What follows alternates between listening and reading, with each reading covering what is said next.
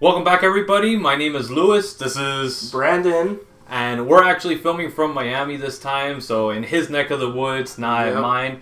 And we want to actually do a review for Tangerine, the one that I made him watch as a punishment for not watching. Election. Yes. Which I still haven't watched. Yeah. I'm sorry. It's like we had this conversation the other day. When you tell me to do something too much, I spite you, and I'm not gonna do it. But I'll watch. I promise you, one day I'll probably be bored, and I'll end up watching Elections. You'll somehow. probably be bored and watch somehow. But I'll do it someday. All right. So let's go into a little bit of the plot of this movie. I came across this movie actually from another review show, and they were doing like this very interesting, weird review about like interesting film techniques. Okay. Right. And this film, which is a huge like selling device, I guess, and he didn't use it as a selling device until he actually reached the film festival market. And this was filmed on 3 iPhones.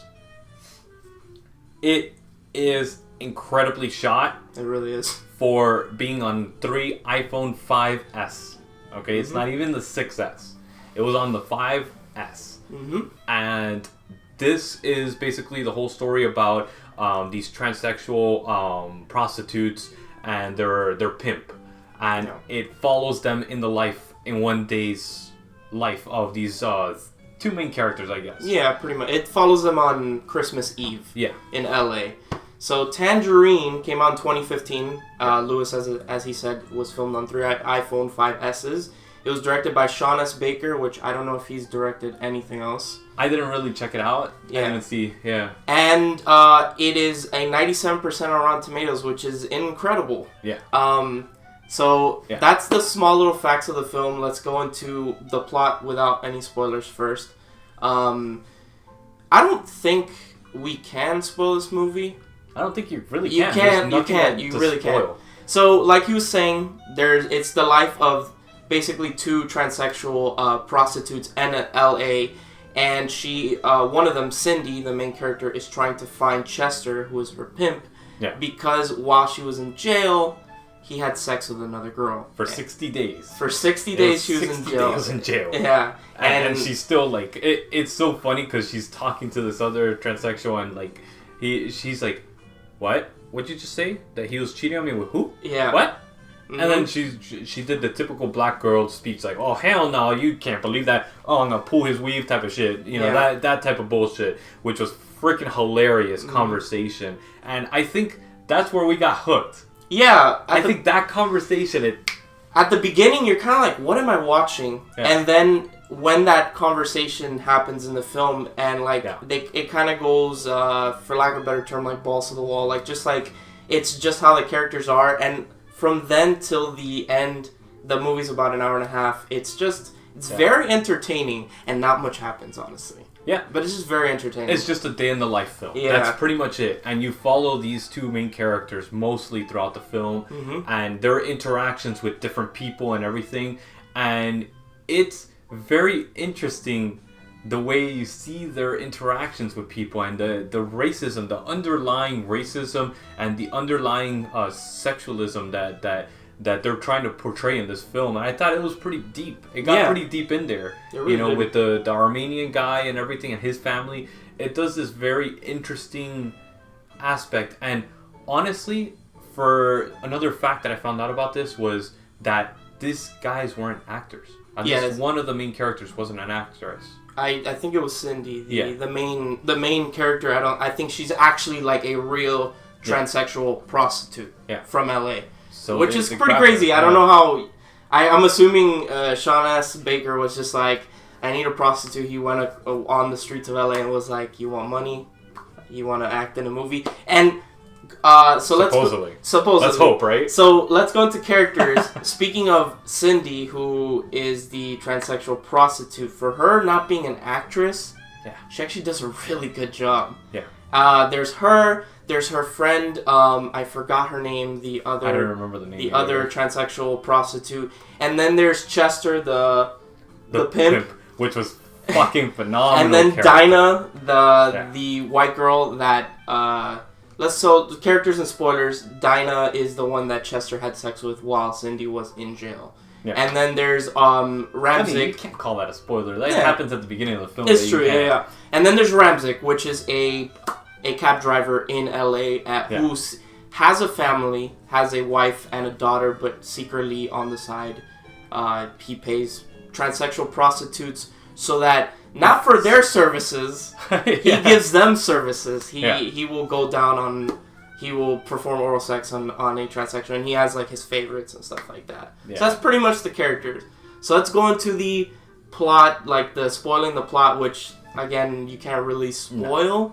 No. But I guess the most spoilery thing we could go to is that the final scene in the donut shop, in Donut Time.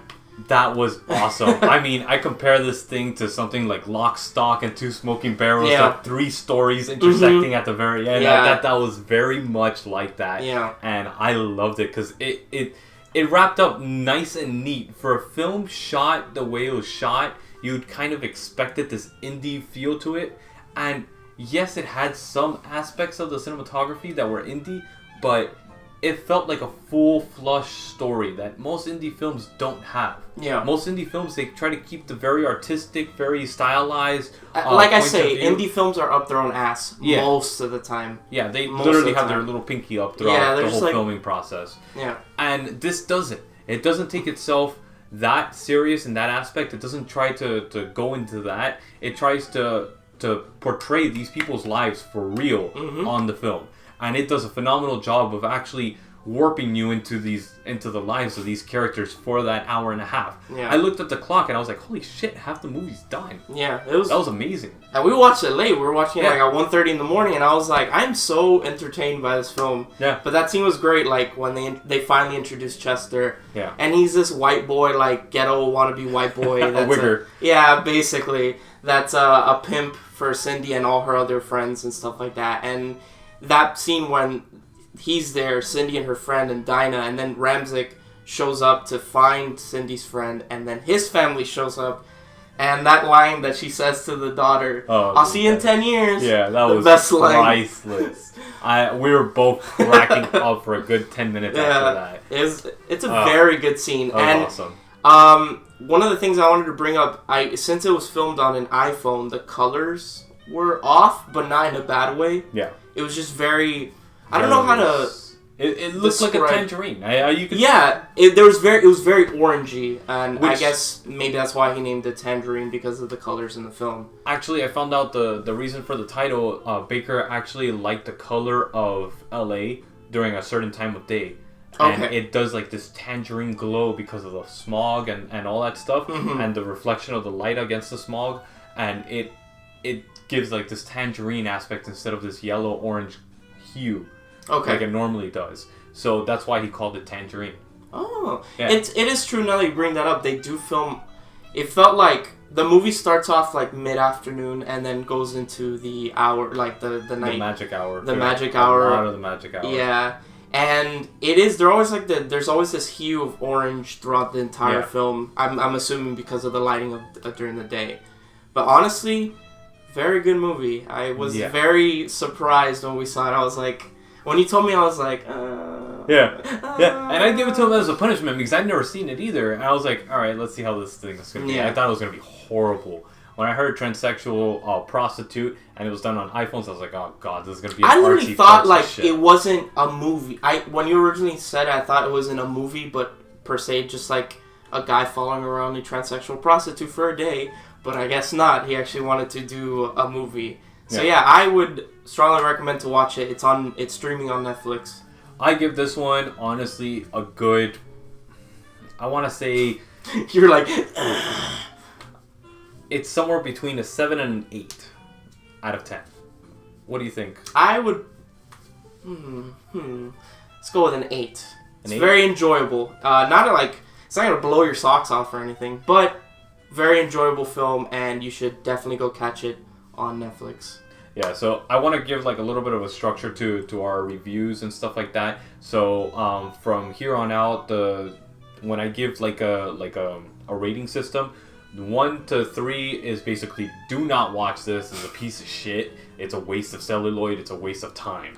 All right, 3 to 6 is if it's on TV and you're watching something and you really don't feel like reaching for the controller, it's fine. You can leave it on. 6 to 8, it's like, all right, this is something I could rent or watch on Netflix when it's coming out. 8 to 10, go out, watch this immediately. Buy it if you have to. Spend the $20 on it. It's worth it. So giving this an 8 is pretty high up there. Yeah, it's almost willing to buy. Like when we're talking about indie films, like for me personally, indie films are very hit or miss. They're usually up their own ass, or they're actually pretty decent, and not half bad. So, and I think this was one that was not up its ass. Yeah, perfect example of that is Juno. Fuck Juno. That's horrible. Oh really? Oh god, I don't even want to get into this right now. That movie is atrocious. Really? Atrocious. I remember watching it in high school, and I think I've seen it like once after that, so I wouldn't be able to give you a concise. Every time she talked, I just felt like strangling her. Like, just shut the fuck up, you whiny bitch. Oh my like that God. Bad. It was really bad. So, anyways, we'll see you guys next week, and Branden, we're gonna record another episode soon. Mm-hmm. And what do you want me to watch? Oh, so. Oh fuck, man! You should have told me this before we recorded. I don't even know. So I'm gonna be making him watch Sleepaway Camp, a horror film, slasher film from the 80s. Yeah. So we'll see you guys. So hopefully this is good. I hope so. Jesus Christ, I hope so. 80s horror films are pretty bad sometimes. Oh, they could be hit or miss. They could be pretty good or very bad. I think very bad. But let's see. So we will see you guys next week as well. I'm gonna be doing a couple other reviews. So we'll see you guys then.